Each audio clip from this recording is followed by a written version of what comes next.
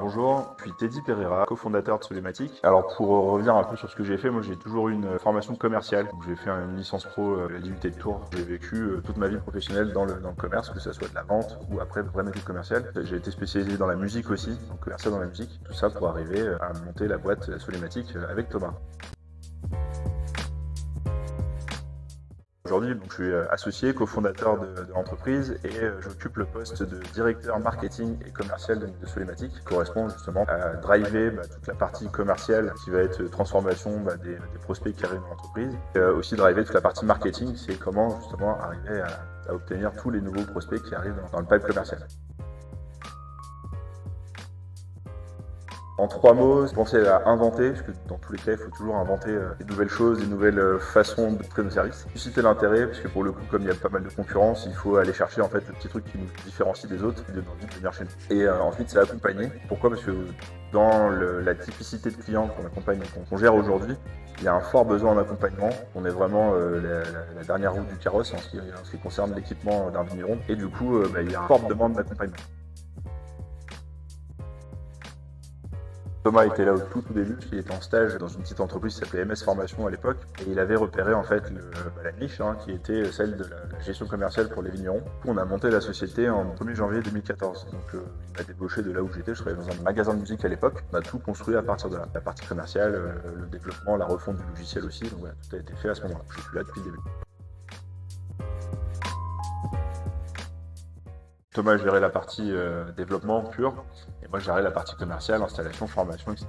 Et en fait, le plus grand défi, c'était de se confronter aux concurrents qui étaient déjà présents, qui étaient déjà très implantés depuis les années 80. Quand je tombais chez des clients, ils me disaient on a le logiciel depuis 82, 83. Moi, à l'époque, j'étais même pas né, donc il fallait que vraiment je me remette à ce niveau-là pour proposer quelque chose de mieux, de moins cher, et surtout qui ait une espèce de notoriété qui puisse les faire changer. Enfin, je fais souvent l'analogie avec Orange à l'époque, où en fait Orange était tout seul sur le marché, et il y a eu des outsiders comme Free, SFR qui sont arrivés et qui ont un peu explosé le marché avec une beauté, des prix beaucoup plus cohérents, et vraiment un côté intuitif et pratique qui s'ajoutait. Donc voilà, on peut comparer ça à ce qu'on a vécu au tout début avec Thomas, et c'était un des plus grands défis.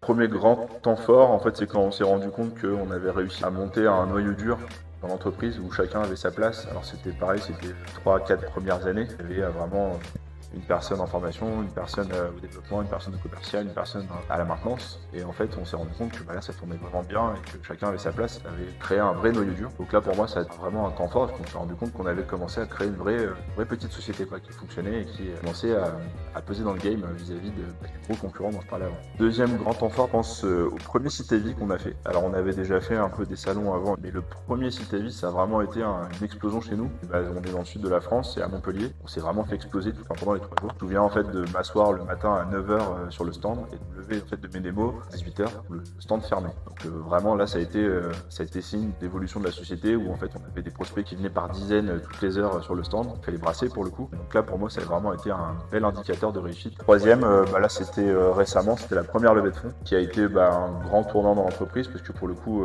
on s'est rendu compte que on avait peut-être moyen d'aller un peu plus loin avec une levée de fonds.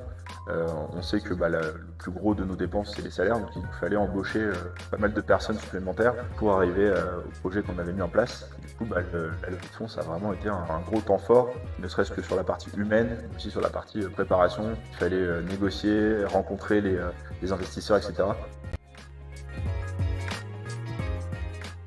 Pour répondre à cette question, je vais reprendre aussi un peu le contexte vis-à-vis du gros concurrent.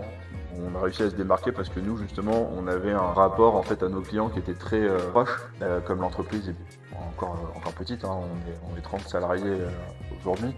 On a vraiment un rapport avec le client qui est assez proche, qui est assez fin et qui permet en fait d'aller un peu plus loin avec lui, de le conseiller sur autre chose aussi que l'entreprise. Voilà, ça va être cette valeur-là, c'est la proximité.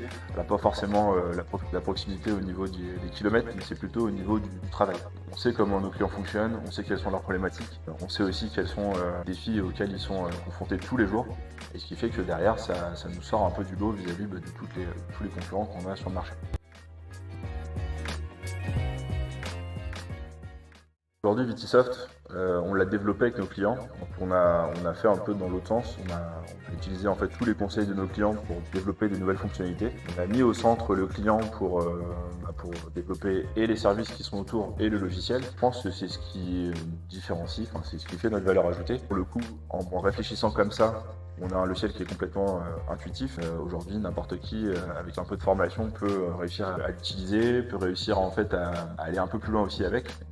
À utiliser des stats assez poussées, à utiliser des audits assez poussés qui sont inclus dedans. Donc voilà, c'est le côté très intuitif. Ça va être aussi les coûts. On affiche des coûts qui sont très cohérents vis-à-vis de la clientèle qu'on a en face. C'est qu'on travaille avec des agriculteurs, des viticulteurs qui n'ont pas forcément l'argent et les moyens pour investir dans des gros logiciels, des gros ERP. On a fait quelque chose qui était à un bon niveau vis-à-vis de la concurrence, encore une fois. Comme je suis associé, je fais partie de la présidence, c'est un peu compliqué. Moi, j'aimerais que dans 5 ans, Solimatic soit leader en fait sur tous les services qu'on propose, sur la gestion commerciale viticole pour le coup. Je le vois bien leader, je vois bien avoir dépassé de gros concurrents et avoir proposé tout plein d'autres services qui vont avec.